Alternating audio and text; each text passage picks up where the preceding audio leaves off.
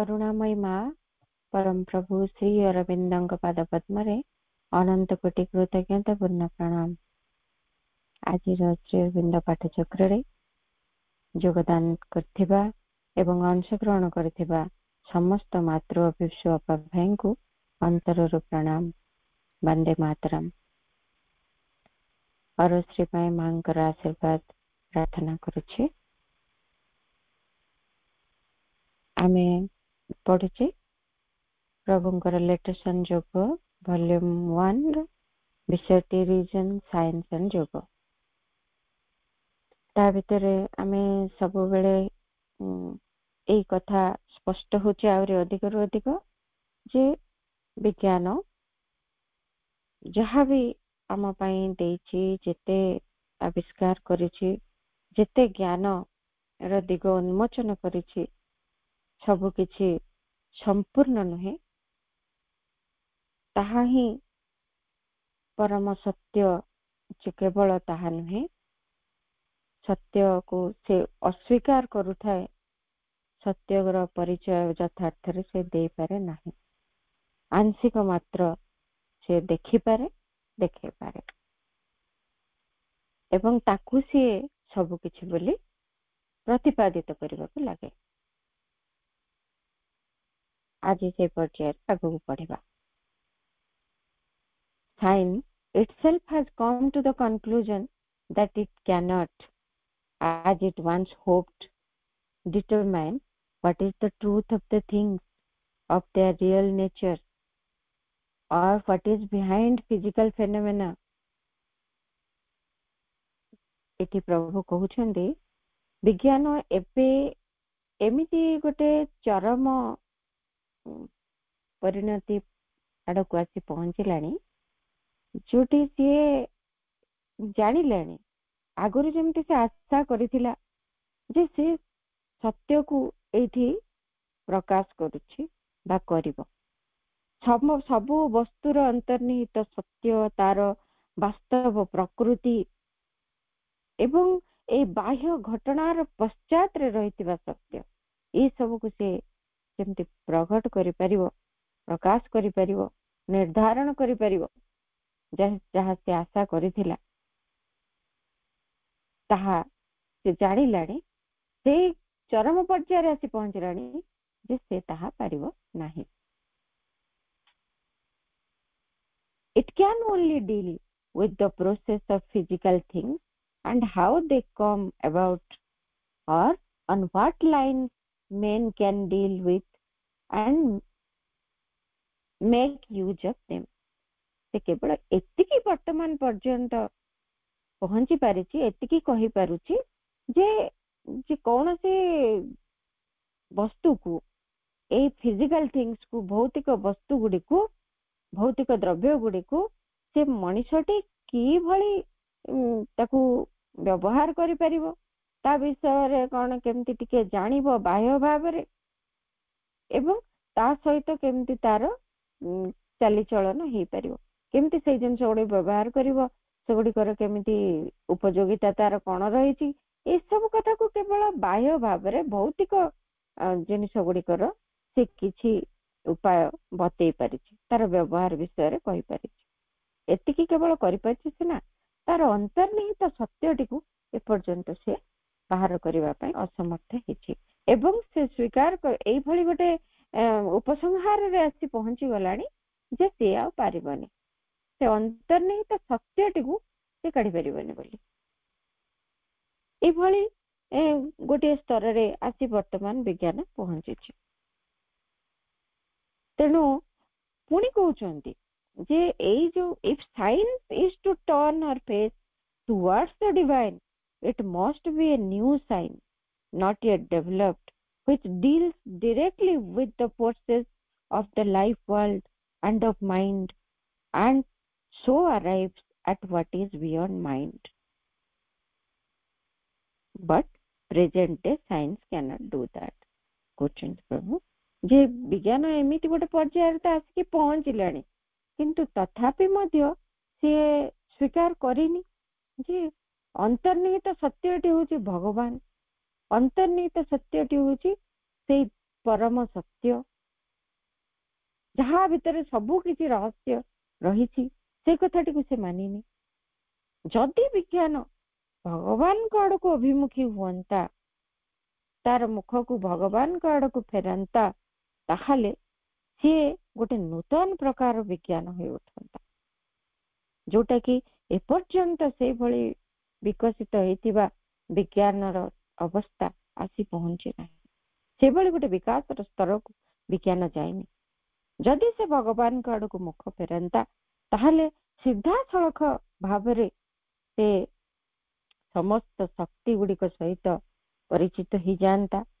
जगतर जेते प्राण जगतर जेते शक्ति मन जगतर जेते शक्ति एवं जेते रहस्य सबको सी बाहर करि पारंता जानी पारंता एवं तापर से एमिति कथा को मध्य चिन्हंता से मनर ऊर्ध्वर भी कौन रही भल भाव जानी जाए ये मनर केवल कितोटी स्तर भितर से घूरबार लगी ताठू अधिक से जानी से जदि भगवान का को मुख फेरंता मनर ऊर्ध्वर भी कौन रही सीआड़ को भी से देखि पारंता किंतु वर्तमान विज्ञान यही कथा करबा पाई समर्थ हेउनी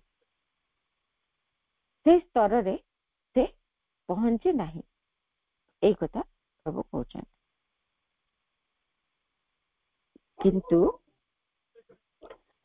सब बेले तार आग को किसी गोटे पर्याय रही एतिक सब किसी सरी जाए नहीं आमे जे देखिचे जो देखुचे जो अंशटी रही ताहा जे सब किछि ताहा भी नुहे तेणु से कहती कौन जे प्रभु आउरी एटी कहउचंती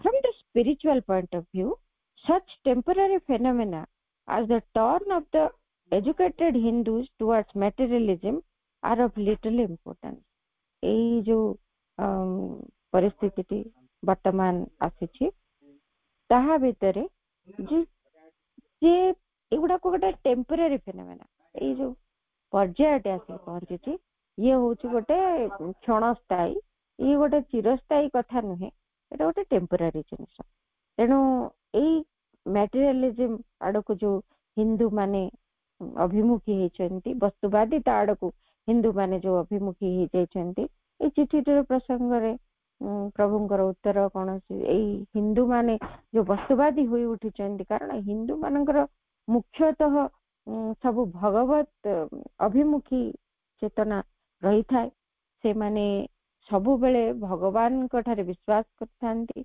एवं मुख्यतः से माने से भगवत दिगरु ही सब कथा को बुझिबा पाई तांकर जीवन धारण आरंभ रु ही आमे माने देखुचे छोट बेलरू ही से मानकु भगवत विश्वास कथाटी शिखी दिया जाए केवल सब किछि भगवत अभिमुखी केमती भगवान सबुर ऊर्ध्वर रही सब कथा को चालना करुचंती ये कथा शिखाई दिया जाए कि वर्तमान जो जुग आसी पहुंची से माने मध्य मटेरियलिस्टिक हे वस्तुवादी उठी ताहारे उपरे तो प्रश्नटी रही तेणु प्रभु तार उत्तर रे कथाटी को मध्य इनक्लूड करिसेंती जे एगुड़ाक गोटे कम गुरुत्वपूर्ण कथा बहुत यार गुरुत्व बहुत नगण्य एवं ए सब सामयिक किछि समय रहिबो पुणी थरे यह तार निज स्वरूप को फेरिबो निश्चित फेरिबो एमिति सब बेले एमिति वस्तुवादी हेकी से माने रहिबे नाही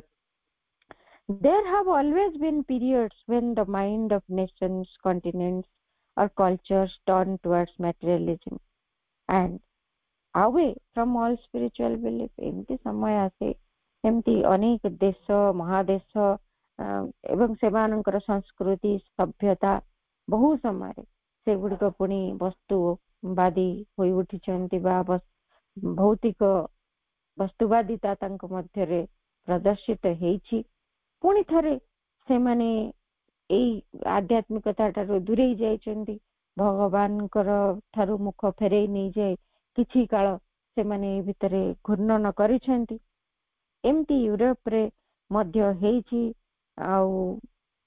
ଆମର ଏସିଆନ୍ कंट्रीज गुड़ाकरे मध्य सेमती से कथा गुड़िक ହେଇଛି ଭାରତରେ ମଧ୍ୟ ସେଇ କଥା ଦେଖା ଦେଇଥିଲା କିନ୍ତୁ ଅନ୍ତର୍ନିହିତ ଭାବରେ ଏଇ କଥାଟି ଗୋଟେ ଯେମିତି ଆବୃତ ହେଇକିରି ପରଦା ଆଢୁଆଳରେ ରହିଲା ଭଳି ରହିଛି ସିନା ଏଇ କଥା ଯେ ଚାଲି ଯାଇଛି ଆଉ ସବୁ ପରମାନେଣ୍ଟଲି ସବୁ ବସ୍ତୁବାଦିତା ଏଠି ଦେଖା ଦେଇଛି ତାହା ନୁହେଁ ଏହା ଚାଲିଯିବ ତେଣୁ these waves come because of a certain necessity in human development এইଗୁଡାକ ଯୋଉ ଗୋଟେ ପରିବର୍ତ୍ତନ ହଉଛି କିଛି କାଳ ଯୋଉମାନେ ଭଗବତ ଅଭିମୁଖୀ ହେଇକି ରହିଥିଲେ ସେମାନେ ପୁଣି ବସ୍ତୁବାଦୀ ହେଇଯାଉଛନ୍ତି ଏଇ କଥା ଗୁଡାକ ଭାରି ଦୁଃଖ ଦିଏ ଯେମିତି ଆଜିକାଲିର ସଭ୍ୟତାଟିକୁ ଯଦି ଆମେ ଦେଖୁ ଆମ ଭାରତ ବର୍ଷରେ ମଧ୍ୟ ଅନୁଭବ ହୁଏ ଯେମିତି କି ସବୁ କିଛି ବସ୍ତୁବାଦୀ ହେଇ ଉଠିଛନ୍ତି ମଣିଷ ମାନେ ଆଧ୍ୟାତ୍ମିକତା ତାଙ୍କ ଭିତରେ ଦେଖାଯାଉ ନାହିଁ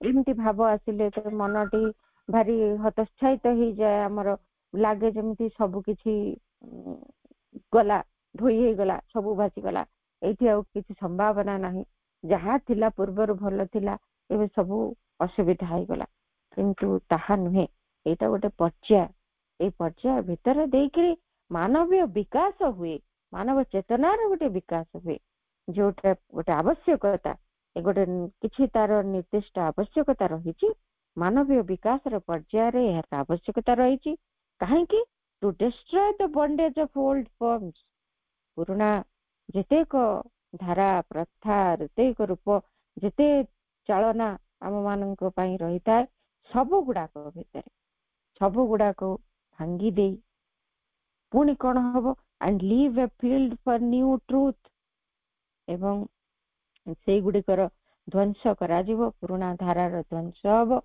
ଏବଂ କିଛି ଜାଗା ତିଆରି ହବ ଯାହା ପାଇଁ କାହା ପାଇଁ ନା କିଛି ନୂତନ ବିଚାରଧାରା ନୂତନ ତତ୍ତ୍ୱ ନୂତନ ଜୀବନ ଧାରା ଏବଂ ନୂତନ ଶୈଳୀରେ ପୁଣି ଥରେ ସବୁ କିଛି ଆସି ପହଞ୍ଚିବ ସେଇଥିପାଇଁ ଗୋଟେ କ୍ଷେତ୍ର ପ୍ରସ୍ତୁତ ହବ ସତ୍ୟର ଗୋଟେ ନୂତନ ରୂପ ଏଇଠି ପ୍ରକାଶିତ ହବ ଯାହା ଥିଲା ତାହା ବି ସତ୍ୟର ଗୋଟେ ରୂପ ଥିଲା ବର୍ତ୍ତମାନ ଯାହା ଅଛି ଏ ମଧ୍ୟ ସତ୍ୟର ପରିପ୍ରକାଶ ଦିଗରେ ଗୋଟେ ପର୍ଯ୍ୟାୟ ଏବଂ ଏହା ପରବର୍ତ୍ତୀ ମଧ୍ୟ ଯୋଉ ଅବସ୍ଥା ଆସିବ ସେ ମଧ୍ୟ ପରିବର୍ତ୍ତିତ ଏକ ରୂପ ଏବଂ ସତ୍ୟର ଏକ ରୂପ ତାହା କିନ୍ତୁ ବିକାଶର ପର୍ଯ୍ୟାୟରେ ଏମିତି ଗୋଟିଏ ଗୋଟିଏ ଗୋଟିଏ ଗୋଟିଏ ସ୍ତର ଆସେ ଯାହା ଯେ ଚାଲିଥିଲା ଆଗରୁ ସେ ସବୁ ଯେ ଚାଲିଥିବ ନିରବଚ୍ଛିନ୍ନ ଭାବରେ ତାହା ଏ ସୃଷ୍ଟିର ବିକାଶର ଧାରା ନୁହେଁ ପୁରୁଣା ଧାରା ଭାଙ୍ଗିଯିବ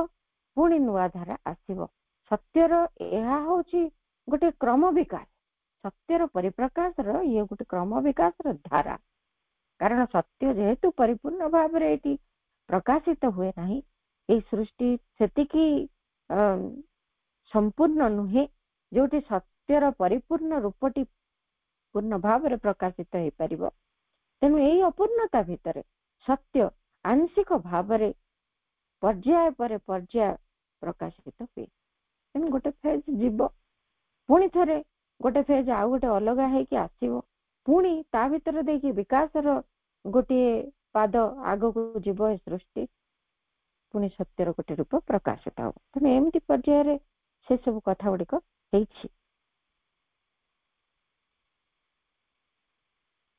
ଏଇଭଳି ହେଇଛି ତେଣୁ ସମୟରେ କେତେକ ସମୟରେ ଏଇ କଥା ଗୁଡିକ ଦେଖାଯାଉଛି ତେଣୁ ଏଇଗୁଡିକ ନେଇ ଏତେ ଗୁରୁତ୍ୱ ଦେଇ ସେଥିରେ ବ୍ୟସ୍ତ ହେବାର କିଛି ଆବଶ୍ୟକତା ନାହିଁ ସମୟ କ୍ରମେ ପୁଣି ଥରେ ସତ୍ୟର ଏକ ଆହୁରି ଊର୍ଦ୍ଧ୍ୱତର ଏବଂ ଅଧିକ ସ୍ପଷ୍ଟତର ରୂପ ପ୍ରକାଶିତ ହବ ଯେମିତି ଆମେ ଯଦି ଉଦାହରଣ ଭାବରେ ଦେଖିବା ପୂର୍ବବର୍ତ୍ତୀ ପର୍ଯ୍ୟାୟରେ ଆମେ ଆମ ମାନଙ୍କର ଯଦି ଘର ଆମ ପରିବାର ଆମର ଯୋଉ ସାମାଜିକ ଚଳଣି ଭିତରର କଥା ଯଦି ଦେଖିବା ତାହେଲେ ଜାଣିପାରିବା ପୂର୍ବରୁ ଯୋଉ ପ୍ରକାରର ଭଗବତ ଅଭିମୁଖିତା ରହିଥିଲା ତାହା ଯେମିତି ଭାଙ୍ଗିଗଲା ପରି ମନେ ହେଲା ଗୋଟିଏ ସମୟରେ କୌଣସି ଆଗ୍ରହ ନାହିଁ କେବଳ ବହିର୍ମୁଖୀ ଜୀବନରେ ବହୁତ ଆଗ୍ରହ କେବଳ ଯେମିତି ୟୁରୋପୀୟ ବା ପାଶ୍ଚାତ୍ୟ ଢଙ୍ଗରେ ଜୀବନ ଯାପନ କରିବା ପାଇଁ ଲୋକମାନଙ୍କର ପସନ୍ଦ ବହୁତ ଦେଖାଗଲା ତାପରେ ପୁଣି ଗୋଟେ ପର୍ଯ୍ୟାୟ ଆସିଛି ଆଧ୍ୟାତ୍ମିକତାର ବା ଭଗବତ ଅଭିମୁଖୀ ହୋଇ ଉଠିବାର ଗୋଟେ ପର୍ଯ୍ୟାୟ ପୁଣି ଦେଖା ଦେଇଛି ଆମ ଭାରତର କଥା। ସେଇଥିରେ କଣ ହେଇଛି, ପୂର୍ବବର୍ତ୍ତୀ ଯୋଉ ପର୍ଯ୍ୟାୟ ରହିଥିଲା ଆଧ୍ୟାତ୍ମିକତାର ତାଠାରୁ ଆଉ ଟିକେ ଉଚ୍ଚତର ପର୍ଯ୍ୟାୟଟି ଆସିଛି, ଯୋଉଥିରେ କି ସେଇ ପୁରାତନ ପ୍ରଥା ଗୁଡିକ, ପ୍ରଣାଳୀ ଗୁଡିକ, ସେଇ ନୀତି ନିୟମ ଗୁଡିକ ସବୁ ପ୍ରାୟ ଭାଙ୍ଗି ଯାଇଛି। କିଛି ନୂତନ ପର୍ଯ୍ୟାୟ ପ୍ରକାଶିତ ହଉଛି। ଯେମିତି ମା ଶ୍ରୀ ଅରବିନ୍ଦଙ୍କ ଧାରାରେ ଆମେ ଅନେକ ପୁରାତନ ପ୍ରଥା, ନୀତି ନିୟମ, ଧାରଣା ଏସବୁ ଗୁଡିକୁ ଆମେ ଛାଡି ଦେଇଛେ। କେବଳ ଅନ୍ତର୍ଗତ ଭାବରେ ଦିବ୍ୟ ଭାଗବତ ଚେତନାର ଅଭିମୁଖୀ ହବାର ପ୍ରୟାସଟିଏ ଏଇ ଆମର ଯୋଗରେ ଚାଲୁଛି। ଠିକ ସେଇଭଳି ହିଁ ଏହା ଏକ ପୂର୍ବବର୍ତ୍ତୀ ଅବସ୍ଥା ଠାରୁ ନିଶ୍ଚିତ ଭାବରେ ଏକ ଅଗ୍ରଗତି ସମ୍ପନ୍ନ ଅବସ୍ଥାଟିଏ, ଅଧିକ ଉନ୍ନତି ଘଟିଥିବା ଗୋଟିଏ ଆଧ୍ୟାତ୍ମିକତା। ତେଣୁ କୌଣସି ସମୟରେ ଏସବୁ ନେଇକିରି କୌଣସି ଏତେ ବ୍ୟସ୍ତ ହେବା ବା ସେଗୁଡିକୁ ଏତେ ଗୁରୁତ୍ୱ ଦେଇକି ଦୁଃଖ କରିବା ତାହା ଉଚିତ ନୁହେଁ। ଇଏ ଗୋଟେ ପର୍ଯ୍ୟାୟ, ଆଉ ଟେମ୍ପରାରୀ, ବହୁତ କ୍ଷଣସ୍ଥାୟୀ, ଅଳ୍ପ ସମୟ ତାହା ରହିବ ଏବଂ ଚାଲିଯିବ, ପୁଣି ଗୋଟେ ପରିବର୍ତ୍ତନ ଆସିବ। ତାପରେ ପୁଣି ଆଉ ଗୋଟିଏ ଚିଠିରେ କହୁଛନ୍ତି, most continental scientists have now renounced the idea that science can explain the fundamentals of existence। ଆଗରୁ ଯୋଉ ଧାରଣା ଥିଲା ବିଜ୍ଞାନ ସବୁ କିଛି ଏଇ ଅସ୍ତିତ୍ୱର, ଏଇ ସୃଷ୍ଟିର ସବୁ ରହସ୍ୟ, ମୌଳିକ ତତ୍ତ୍ୱ ସବୁ କିଛି ତାର ମୂଳ ଧାରଣା ଗୁଡିକୁ ଏଠି ପ୍ରକାଶ କରିଦେଇ ପାରିବ, ସେଇ କଥା ଅନେକ ବୈଜ୍ଞାନିକ ମାନେ ସେମାନେ ଏଇ ଧାରଣାକୁ ତ୍ୟାଗ କରିଦେଲେଣି, ଆଉ ତାହା ନାହିଁ। They hold that science is only concerned with process and not with fundamentals।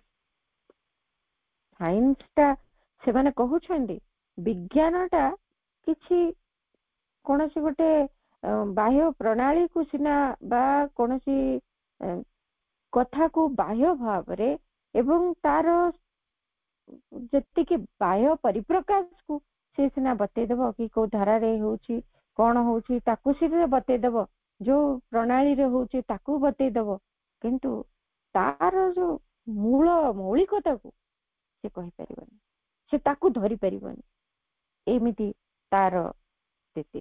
ତେଣୁ ସେମାନେ ଏଇ କଥାକୁ କହିଲେଣି, ବର୍ତ୍ତମାନ ସେମାନେ ଜାଣିଲେଣି। They declare that it is not the business of science, nor is it within its means to decide anything about the great questions which concern philosophy and religion। ସେମାନେ ମଧ୍ୟ ଏଇ କଥାକୁ ଘୋଷଣା କଲେଣି ଯେ ବିଜ୍ଞାନର ଏଇଟା କାର୍ଯ୍ୟ ନୁହଁ ଯେ ବା ତାର ଏଇ ତା ଧାରା ଭିତରେ ଏଇ କଥାଟି ନାହିଁ ଯେ ଏଇ ଯୋଉ ବଡ ବଡ ପ୍ରଶ୍ନ ରହିଛି ଯେ ଫିଲୋସଫି ଆଉ ରିଲିଜିୟନ, ଦର୍ଶନ ଏବଂ ଧର୍ମ ବିଷୟରେ ସେମାନେ କିଛି କହିବା ପାଇଁ ବର୍ତ୍ତମାନ ଚାହୁଁନାହାନ୍ତି। ସେମାନେ ଏଇ କଥା ଇଚ୍ଛା କରୁନାହାନ୍ତି। ସେ ଭିତରେ ସେମାନେ କହୁଛନ୍ତି ଏଇଟା ଆମ କାମ ନୁହେଁ, ଆମର ଏଇସବୁରେ କିଛି ନେବା ଦେବା ନାହିଁ।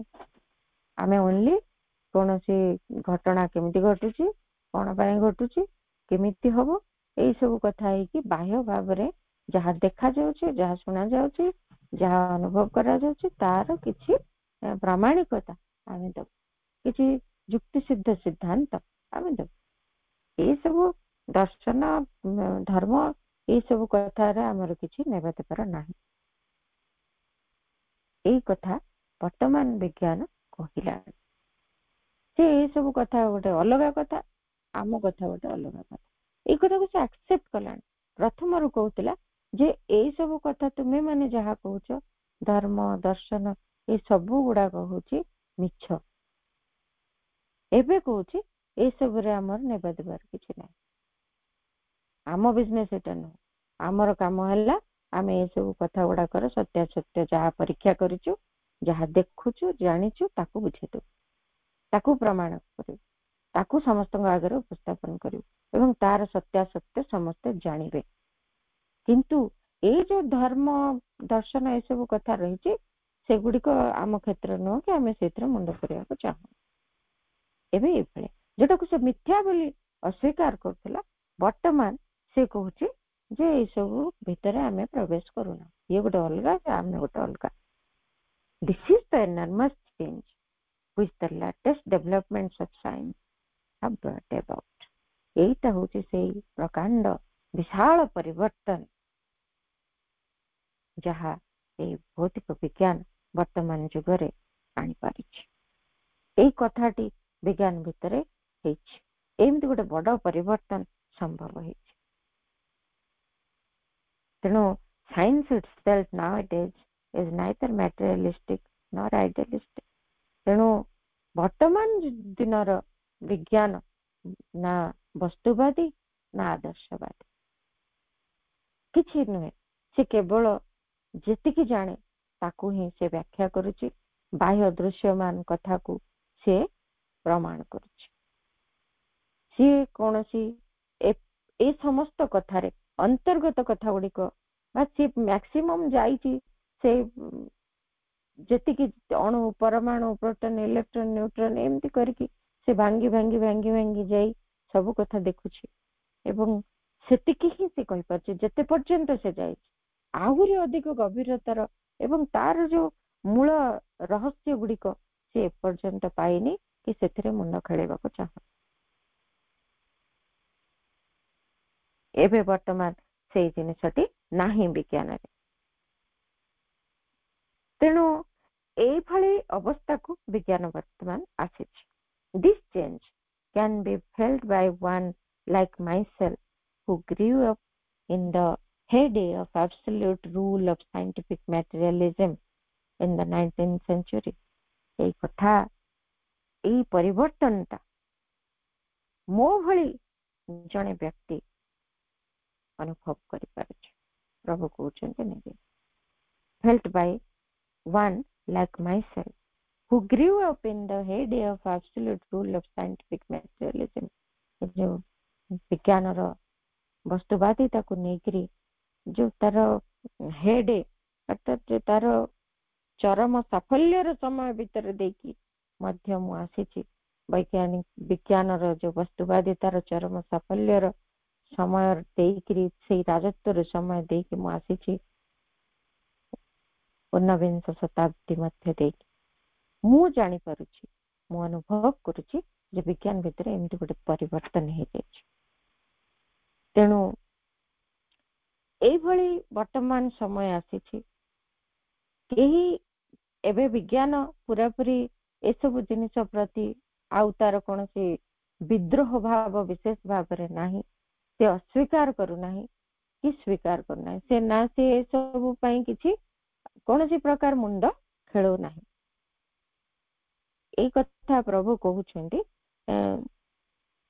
in this change, it is this change which I expected and prophesied in my poems in the Ahana volume, A Vision of Science and in the Moonlight.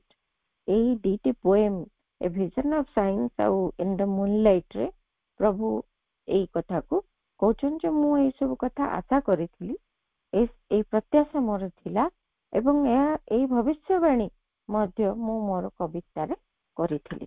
आमे खाली समग्र अंश को से कवितार तो आमे पढ़ी परिबेनी, खाली किछिटी ता भितर किछि पंक्ति आमे पढ़िबा केमती प्रभु से कथा गुड़िक लिखिछंती, बहुत सुंदर भाव रे ताकू वर्णना करिछंती से कविता रे। ए विजन ऑफ साइंस जदि आमे पढ़िबा सेतरे प्रभु लिखुछंती जे तांकर गोटे विजन सेतरे से देखुछंती गोटे साइंस अछि, रिलीजन अछि, आउ गोटे होछि आउ गोटे जणे रहिछंती जे गोटे एंजल, ताकू से एंजल बोली कहउछंती, से कैपिटल ए लिखुछंती, जहांको दृष्टि रे से सत्यटी को देखिले परवर्ती। तेणु से आमे कविताटी जदि पूरा पढ़िबा बहुत बड़ कविता, समय हबनी पढ़िबा पई, आमे समस्त घरे टिके रेफर कर देबा ए कविता गुड़िक, ତା ଭିତରେ ବହୁତ ଭଲ ଭାବେ ପାଇପାରିବା। ସେଠୁ ମୁଁ କିଛି ଉଦ୍ଧାର କରି କହୁଛି। ଯେତେବେଳେ ଏମିତି କଥୋପକଥନ ଚାଲିଛି ଯେ ବିଶ୍ୱ କଣ କେମିତି ଚାଲିଛି, ଏଠି କଣ ସବୁ ଅଛି, ସାଇନ୍ସ ସେଠି କହୁଛି, ଆଣ୍ଡ ସାଇନ୍ସ କନଫିଡେଣ୍ଟଲି କହୁଛି, nothing am I but earth, tissue and nerve, and from the seed a word, a mold, a plasm, a gas, a little that is much. ଏଇଠି କହୁଛନ୍ତି, ସାଇନ୍ସ କହୁଛି ଯେ ମୁଁ ଆଉ କିଛି ନୁହେଁ, ସମଗ୍ର ପୃଥିବୀ ହିଁ ହଉଛି ମୁଁ। ସବୁ କୋଷ, ସ୍ନାୟୁ ଏବଂ ସବୁ କିଛି, ଗୋଟେ ଛାଞ୍ଚ, କିଛି କୋଷ ରସ, କିଛି ଗ୍ୟାସ, ଆଉ ଏ ସବୁକୁ ନେଇକରି ହିଁ ତ ସବୁ ହେଇଛି। ଏହା ହିଁ ତ ସବୁ, ଆଉ କିଛି କେହି ନାହାନ୍ତି ଏଠି। ମୁଁ ହିଁ ଏଇ ପୃଥିବୀ, ମୁଁ ହିଁ ଏଇ ପାର୍ଥିବ ଜଗତ, ମୁଁ ହିଁ ଏଇଠି ସବୁ କିଛି, ଏହା ଛଡା ଆଉ କିଛି ନାହିଁ। ସେଇଠି ଏଇ କଥା କହୁଛନ୍ତି, this secret lies of man, they are the thing called I. ଏଇ ଯୋଉ ସିକ୍ରେଟ ଅଛି ବୋଲି ଗୋଟେ କହୁଛି ସେ ମଣିଷ, କିଛି ଗୋଟେ ରହସ୍ୟ ଅଛି, ଆଉ କିଛି ଅଛି, ଏଇଟା ମଣିଷ ମିଛ କହୁଛି। ଲାଇଜ ଅଫ ମ୍ୟାନ, ମଣିଷର ଗୁଡା ସବୁ ମିଛ କଥା। ଆଉ ସେଇ ଯୋଉ ସିକ୍ରେଟ ସେମାନେ କହୁଛନ୍ତି, ଯୋଉ ଜିନିଷଟାକୁ ଦେ ଆର୍ ଦ ଥିଙ୍ଗ କଲ୍ଡ ଆଇ, ତାଙ୍କର ସେ ଏଇ ଅହଙ୍କାର ବା ମୁଁ, ଏଇ କଥା, ମୁଁ ହିଁ ସବୁ କିଛି ଏଠି, ୟାକୁ ହିଁ ସେମାନେ ଜାଣିପାରୁନାହାନ୍ତି, ମାନେ ମୁଁ ହିଁ ତ ସବୁ ଏଇଠି। ଏଇଭଳି ଗୋଟେ ତାର ଯୋଉ ଧାରଣା ଥିଲା, ସେଟା କେମିତି ପୋଏମର ଏଣ୍ଡ ଆଡକୁ ଆସୁଛି। ପୁଣି ମୁଁ ଯେତେବେଳେ ଏଇଭଳି କଥା ଚାଲିଛି, ସେଇଠି ପ୍ରଭୁ କହୁ, ପୁଣି ଆହୁରି ତା ଭିତରେ ମ୍ୟାଟର ବି କହୁଛି, matter ଇନସିଷ୍ଟ and matter makes reply. Shakespeare was this force in Jesus yearned and conquered by the cross. This only learned the secret of the suns that blaze afar. This was Napoleon's giant mind of war. Prabhu Kochandi, I had and marveled in myself to see the infinite deny infinity. It is sundar ଲେଖିଛନ୍ତି ଏଠି ପ୍ରଭୁ। ସେ କହୁଛନ୍ତି, ମୁଁ ଏଇସବୁ କଥା ଶୁଣିଲି ଏବଂ ମୁଁ ବିସ୍ମୟାଭିଭୂତ ହେଲି ଏସବୁକୁ ଦେଖିକିରି। ଦ ଇନଫିନିଟ ଡିନାଏ ଇନଫିନିଟି, ସେଇ ବିଜ୍ଞାନ, ତାର ସେଇ ଅସୀମ, ସିଏ ହିଁ ନିଜକୁ ଯେ ଅସୀମ ବୋଲି ଭାବୁଛି, ସେଇ ଅସୀମ ତା ନିଜର ଅସୀମତାକୁ ଅସ୍ୱୀକାର କରୁଛି। ସିଏ ତାର ନିଜର ଅସୀମତାକୁ ଅସ୍ୱୀକାର କରୁଛି, ଚିହ୍ନି ପାରୁନି। Yet the word paradox seemed justified. ମୁଁ ଏସବୁ ତଥାପି ଏଇ ଯୋଉ ପ୍ରକାର ୱାର୍ଡ ପାରାଡକ୍ସ, ତା ଭିତରେ ଏଇ ଗୋଟେ ରହସ୍ୟମୟ ପ୍ରହେଳିକା, ଇଏ କଣ ହେଲା, ଜଷ୍ଟିଫାଏଡ ଲାଗିଲା, ଯେମିତି କି ଏହା ଠିକ, ଏ କଥା ତ ଠିକ ସତରେ। Even mysticism sprang out mystified. କି ସୁନ୍ଦର ସତରେ ପ୍ରଭୁ ଲେଖୁଛନ୍ତି। ଲାଗିଲା କି ଯେମିତି ଏଇ ସତ୍ୟର ସନ୍ଧାନ, ସେ ଯେମିତି ଏଠି ରହସ୍ୟାଭିଭୂତ ହେଇଗଲା, ବିମୂଢ ହେଇଗଲା ଏବଂ ତାହାରି ଭିତରେ କୁଆଡେ ଡୁବିଗଲା। କିନ୍ତୁ ସେଇ ମୁହୂର୍ତ୍ତରେ କଣ ହଉଛି, but the third angel came, ସେଇ ଯୋଉ ଏଞ୍ଜେଲ ଥିଲା ଏଇ ଡିସ୍କସନ, ଏଇ ଭିଜନଟି ଭିତରେ, ସେଇଠି ସେଇ ତୃତୀୟ ଯେ ଆଞ୍ଜେଲଟି ଆସିଲା and touched my eyes, ମୋର ଚକ୍ଷୁକୁ ସ୍ପର୍ଶ କଲା। ତାପରେ ମୁଁ କଣ ଦେଖିଲି, I saw the mornings of the future arise. I saw the mornings of the future arise. I heard the voices of an age unborn that comes behind us and our pallid moon, and from the heart of an approaching light. One said to man, know thyself infinite, who shall do mightier miracles than these, infinite moving mid infinities. କେତେ ସୁନ୍ଦର ଲେଖିଛନ୍ତି ପ୍ରଭୁ। ତାପରେ ଯେତେବେଳେ ସେ third angel ମତେ touch କଲା ଆଖିକୁ, ମୁଁ ସେତେବେଳେ ଭିଜନରେ ଦେଖୁଛି ସେଇ ଭବିଷ୍ୟତର ଯୋଉ ସକାଳ ଗୁଡିକ ପାହିଲାଣି ଏବଂ ମୁଁ ଶୁଣୁଛି ସେଇ ସ୍ୱର ଗୁଡିକ ଯୋଉ ଯୁଗ ଏବେ ଜନ୍ମ ନେଇନି ସେଇ ଅଜନ୍ମ ଯୁଗ ଗୁଡିକର ସ୍ୱରକୁ ଶୁଣିପାରିଲି। ଆମର ପଶ୍ଚାତରେ ସେଗୁଡିକ ଆସୁଛନ୍ତି ଏବଂ ଆମର ଏଇ ମଳିନ ଯୋଉ ସକାଳକୁ ସେମାନେ ଉଜ୍ଜଳ କରିବା ପାଇଁ ଆସୁଛନ୍ତି ଏବଂ ମୋ ହୃଦୟରୁ ଗୋଟେ ନିକଟବର୍ତ୍ତୀ ହେଇ ଆସୁଥିବା ଗୋଟିଏ ଆଲୋକ ଶୁଣିଲି, ତାଠାରୁ ଶୁଣିଲି ଯେ ତା ଭିତରୁ one said to man, know thyself infinite। ତୁମେ ଜାଣିପାର, ତୁମେ ନିଜକୁ ଜାଣ, ତୁମେ ନିଜେ ଯେ ସେଇ ଅସୀମ ଅନନ୍ତ ତାଙ୍କୁ ଜାଣ, ଯିଏକି ତାଙ୍କୁ ଜାଣିଲେ ଯିଏକି ଆହୁରି ଅଧିକ କିଛି ବୃହତ୍ତର ମହତ୍ତର ଉନ୍ନତତର ଅଲୌକିକତା ଏଇ ସବୁ ଅପେକ୍ଷା କରିଦେଇ ପାରିବେ। ବିଜ୍ଞାନ ଯେତିକି ଅଲୌକିକତା ଏଠି ପ୍ରଦର୍ଶନ କରିଛି, ଯାହା ସବୁ ଅଲୌକିକ ଲାଗୁଛି, ଏସବୁ ଅଦ୍ଭୁତ ଲାଗୁଛି, ମିରାକଲ ଲାଗୁଛି, ତାଠାରୁ ଅଧିକ ମାଇଟିୟର ମିରାକଲ କରିଦେଇ ପାରିବେ। ଦେଖିପାରିବ ସେଇଠି ସେଇ ପରମ ଅସୀମ ଅନନ୍ତ କେମିତି ଏଇ ଯୋଉ ଅନନ୍ତତା ଭିତରେ ଘୁରୁଛନ୍ତି। ଅର୍ଥାତ ଏଇଠି ଲେଖିଛନ୍ତି ଇନଫିନିଟ ଟା କ୍ୟାପିଟାଲ ଆଇ ଲେଖିଛନ୍ତି, ଇନଫିନିଟିଜ ଏଠି ସ୍ମଲ ଆଇ ଲେଖିଛନ୍ତି। ଏଇ ଯାହାକୁ ସେ ଅନନ୍ତ ବିଶାଳ ବୋଲି କହୁଛି ବର୍ତ୍ତମାନ ବିଜ୍ଞାନ, ସେଇ ଇନଫିନିଟିଜ ଭିତରେ ସେଇ ପରମ ଅସୀମ ବିଚରଣ କରୁଛନ୍ତି, ସେ ଦେଖିପାରିବେ। ଆଉ ଏଇ ଭବିଷ୍ୟତରେ ହେବ, ମୁଁ ଦେଖିଲି ସେଇଠି ପ୍ରଭୁ ତାହା ହିଁ କହୁଛନ୍ତି। ଏଇ କବିତାରେ ଏମିତି ସେ ଆଭାସ ଦେଇଛନ୍ତି ଏଇ କଥାକୁ। ସେମିତି ମୁନଲାଇଟ କବିତାରେ ମଧ୍ୟ ବହୁତ ସୁନ୍ଦର ଭାବରେ କହିଛନ୍ତି। ସେଇ ଅତି ସୁନ୍ଦର ଚମତ୍କାର ପଙ୍କ୍ତି ଗୁଡିକ, ତା ଭିତରୁ ସବୁ ଗୁଡିକ ତ ଭାରି ସୁନ୍ଦର ଲାଗୁଛି, କିଛିଟି ଖାଲି ଆମର ସମୟ ଅନୁଯାୟୀ ଆମେ ଶୁଣିବା ଏବଂ ତାକୁ ଯଦି ଘରେ ରେଫର କରିବା ବହିଟିକୁ, ସେଇ ପୋଏମଟିକୁ, ବହୁତ ଆହୁରି ବଢିଆ ଲାଗିବ।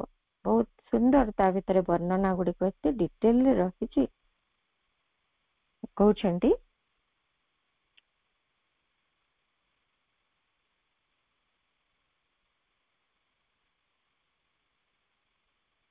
she shall go further, she shall not reject the light within, nor shall the dialect of unprogressive pendants bar men's minds. The intellect is not all, a guide within awaits our question. He it was informed, the region he surpasses and unformed precises of his mightiness begun. That force in us is body, that is mind, and what is higher than the mind is he। এই କଥା କହିକି କହୁଛନ୍ତି ଯେ ଯୋଉ ଶକ୍ତିଟି ଆମ ଭିତରେ ଅଛି ଶରୀର ରୂପେ, ଏବଂ ସିଏ ହିଁ ହଉଛନ୍ତି ମନ, ଏବଂ ସିଏ କି ମନ ଠାରୁ ବି ଉର୍ଦ୍ଧ୍ୱତର, ସିଏ ବି ହଉଛନ୍ତି ହି, କ୍ୟାପିଟାଲ ଏଚ୍ ଲେଖୁଛନ୍ତି, ସେଇ ପରମ। This was the secret science could not see। ଏହି ହଉଛି ସେ ରହସ୍ୟ ଯାହାକୁ ବିଜ୍ଞାନ ଦେଖିପାରିନଥିଲା। Aware of death, to life her eyes were blind। ମୃତ୍ୟୁ ବିଷୟରେ ସେ ଖାଲି ସଜ୍ଞାନ ହୋଇ ଉଠିଛି, କିନ୍ତୁ ଜୀବନ ପ୍ରତି ତାର ଚକ୍ଷୁ ମୁଦ୍ରିତ। ସେ ଜାଣିନି ଏଠି ପ୍ରକୃତ ଜୀବନ କଣ। ସେ କେବଳ ମୃତ୍ୟୁ ପ୍ରତି କାହିଁକି ସଜ୍ଞାନ ନା, ସେ ଦେଖୁଛି ମୃତ୍ୟୁ ଆସୁଛି ଏବଂ ଜଣେ ତା ଭିତରେ କବଳିତ ହବ, ୟାକୁ ସେ ସତ୍ୟ ବୋଲି ଧରି ନେଇଛି। ପ୍ରକୃତ ଜୀବନ କଣ, ଭିତରେ ଯେ ଗୋଟେ ଜୀବନ ବଞ୍ଚା ଚାଲିଛି ଇଟର୍ନାଲି, ଶାଶ୍ୱତ ଭାବରେ, ଚିରନ୍ତନ ଭାବରେ ଗୋଟିଏ ଜୀବନ ଧାରା ପ୍ରବାହିତ ହେଇ ଚାଲିଛି, ତାହାର ଯେ ଅନ୍ତ ନାହିଁ, ମୃତ୍ୟୁ ତାର ଅନ୍ତ କରିପାରିବ ନାହିଁ, ସେ ବିଷୟରେ ସେ ଅନ୍ଧ, ସେ ଜାଣେନି। ତାପରେ ପୁଣି ଆଉ ଗୋଟିଏ ପଂକ୍ତିରେ କହୁଛନ୍ତି, it is enough she says। ବିଜ୍ଞାନ କହୁଛି it is enough, बहुत ही गला. I have explored the whole of being, nothing now remains. ମୁଁ ସବୁ କିଛି ଉଦ୍ଭାବନ କରିଦେଲି, ସତ୍ତାର ସବୁ ଅଂଶକୁ ମୁଁ ଏଠି ଖୋଜି କାଢି ଥୋଇଦେଲି, ସବୁ ବାହାରେ ମୁଁ ପ୍ରକାଶ କରିଦେଲି, ଆଉ କିଛି ବାକି ନାହିଁ. But to put details in and count mine in. So she deceives herself, denies her Lord. ଏମିତି କହି ସେ କରୁଛି କଣ? ସେ ନିଜକୁ ନିଜେ ଠକୁଛି. ତାର ପ୍ରଭୁଙ୍କୁ ସେ ମନା କରୁଛି, ନାସ୍ତି କରୁଛି, ଅସ୍ୱୀକାର କରୁଛି. ଏବଂ ତାପରେ କଣ ହଉଛି? Therefore he manifests himself once more, the wonders of the secret world within, wrapped yet with an uncertain mist, begin to look from that thick curtain out. The door opens, her days are numbered, and not long shall she be suffered to belittle those man and restrain from his tempestuous uprising that immortal spirit strong. ଏଭଳି ଭାବରେ ଏଇ ଭିତରେ ଏଇ କାରଣରୁ ବିଜ୍ଞାନରେ ଏଇ ଯୋଉ ଅସ୍ୱୀକାର କଲା, ତାହାରି କାରଣରୁ ସେ ନିଜକୁ ନିଜେ ଅଭିବ୍ୟକ୍ତ କଲେ ସେଇ ପରମ ଏବଂ ଅନ୍ତର୍ଗତ ଜଗତର ଯେତେକ ଆଶ୍ଚର୍ଯ୍ୟ, ଯେତେକ ଚମତ୍କାରିତା, ଯେତେକ ଅଲୌକିକତା ସେଇ ଲୁକ୍କାୟିତ ଜଗତର ତାହା ଯାହା ଆବୃତ ହେଇକି ଥିଲା ଏବଂ ଯେତେକ କୁହେଳିକା ତା ଉପରେ ଘେରି ରହିଥିଲା, ତାହାରି ଭିତରୁ ସେ ପରଦା ଆଢୁଆଳରୁ ନିଜକୁ ପ୍ରକାଶ କଲେ, ଦ୍ୱାର ଉନ୍ମୁକ୍ତ ହେଲା ଏବଂ ଏଇ ସବୁ ଯେ ସବୁ କିଛି ବୋଲି ଯାହା ଧାରଣା ହେଇ ରହିଥିଲା ସେଗୁଡିକ ବର୍ତ୍ତମାନ ତାର ଦିନ ଗଣା ହବାକୁ ଲାଗିଲା. ଆଉ ଦୀର୍ଘ କାଳ ନୁହେଁ, ସେ ଏଇଭଳି ଯୋଉ ମଣିଷକୁ କ୍ଷୁଦ୍ର କରିକି ରଖିଛି, ତାର ସୀମା ଭିତରେ ଆବଦ୍ଧ କରିକି ରଖିଛି ଏବଂ ତାକୁ ତାର ଯୋଉ ଟେମ୍ପେଚୁଅସ୍, ତାର ଯୋଉ ଅତି ଝଡ଼ ଭଳି ଆଗକୁ ବଢି ଯିବାର, ଊର୍ଦ୍ଧ୍ୱକୁ ଉଠି ଯିବାର ଯୋଉ ସାମର୍ଥ୍ୟକୁ ରୋକିକି ରଖିଛି, ତାହା ଆଉ ଦୀର୍ଘ କାଳ ନୁହେଁ. ଏବଂ ତା ଭିତରୁ ସେଇ ଇମୋର୍ଟାଲ ସ୍ପିରିଟ, ତା ଭିତରୁ ସେଇ ଅମର ଆତ୍ମା, ସିଏ ଅଧିକତର ସବଳ ତାଙ୍କର ଯୋଉ ଅବସ୍ଥା ରହିଥିଲା ଆବରଣ ପଶ୍ଚାତରେ, ମନେ ହଉଥିଲା ସେ ଦୁର୍ବଳ, ସେ କ୍ଷୀଣ, ବର୍ତ୍ତମାନ ସିଏ ନିଜକୁ ଦୃଢ କରି ପ୍ରକାଶ କରୁଛନ୍ତି. ସେଇ ଭିତରେ ସେ ବିଜ୍ଞାନ ବି ଦେଖିବ ଯେ ତାର ଅସ୍ତିତ୍ୱ କେତେ ନଗଣ୍ୟ, ସେ କେତେ ବିଶାଳତା ଭିତରେ ସେ ଗୋଟେ କ୍ଷୁଦ୍ର କଣାଟିଏ ମାତ୍ର, ସେ ବି ଦେଖିପାରିବ. The world shall perish, it shall pass away. ଏଭଳି ଯୋଉ ପୁରୁଣା ଧାରଣା ଗୁଡିକ ସେ ମଧ୍ୟ ଦିନେ ଚାଲିଯିବ ଏବଂ ନୂଆ ଏଠି ପ୍ରକାଶିତ ହବ. ସେଇ ଦିନ ଆସିଯାଉଛି. ଏଭଳି ଭବିଷ୍ୟବାଣୀ ସେ କବିତା ଦୁଇଟିରେ ପ୍ରଭୁ କରିଛନ୍ତି ଯେ ଏଇ ଜିନିଷଟି ହବ ଏବଂ ଏଇଠି ଲେଟର ସଂଯୋଗରେ ଏଇ କଥାକୁ ହିଁ ପ୍ରଭୁ କହୁଛନ୍ତି ଯେ ଏଇଗୁଡିକ ଏଇଠି ମୁଁ କହିଛି ଏବଂ ଏମିତି ହିଁ ହବ. ଦିନ ଆସିବ ଯେତେବେଳେ ଏଇଭଳି ହବ, ଏଇ ଗୋଟେ ପରିବର୍ତ୍ତନ ଆସିଯିବ ଯେ ବିଜ୍ଞାନ ସେତେବେଳେ ଜାଣିବ ଯେ କିଏ କଣ ଏଇ ସୃଷ୍ଟିର ମୂଳ କଥା, କିଏ ରହିଛନ୍ତି ଏଠି. ନିଶ୍ଚିତ ସେ କଥା ହବ. ଇଏ ଗୋଟେ ପରିସ୍ଥିତି ଆସିଛି. ଯେମିତି ପୂର୍ବରୁ ଥିଲା ସେ ପୁରାପୁରି ଅସ୍ୱୀକାର କରୁଥିଲା, ବର୍ତ୍ତମାନ ସେ ନ୍ୟୁଟ୍ରାଲ ହେଇଯାଇଛି. ସେ ନା ଅସ୍ୱୀକାର କରୁଛି ନା ସ୍ୱୀକାର କରୁଛି, ବାସ୍ ସେ ତାର ବାଟରେ ରହିଛି. ଏଇ ଧର୍ମ, ଆଧ୍ୟାତ୍ମିକତା ଏସବୁକୁ ତା ବାଟରେ ଛାଡି ଦେଇଛି. ପୁଣି ଗୋଟେ ସମୟ ଆସିବ, ଗୋଟେ ପର୍ଯ୍ୟାୟ ଆସିବ, ସିଏ ତାହାର ନିଜର ଅସ୍ତିତ୍ୱଟିକୁ ସେଇ ଅସୀମତା ଭିତରେ ପାଇବାକୁ ଲାଗିବ. ସେ ନିଜର ସ୍ଥିତି କୋଉଠି ସେ ଚିହ୍ନିବ.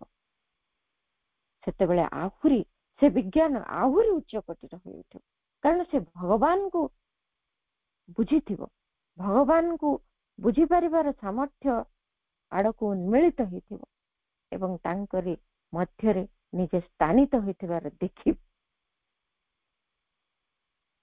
ଆଜି ଏଠି ରହିବା, ପରବର୍ତ୍ତୀ ପର୍ଯ୍ୟାୟରେ ଆଗକୁ ପଢିବା। ଆଜିର ଆଲୋଚନାକୁ ମାଙ୍କ ପାଦ ପଦ୍ମରେ କୃତଜ୍ଞତା ପୂର୍ଣ୍ଣ ପ୍ରଣାମ ସହିତ ନିବେଦନ କରୁଛି। ଅପା ଭାଇମାନଙ୍କୁ ଅନ୍ତରରୁ ଅଶେଷ ଧନ୍ୟବାଦ। ବନ୍ଦେ ମାତରମ୍।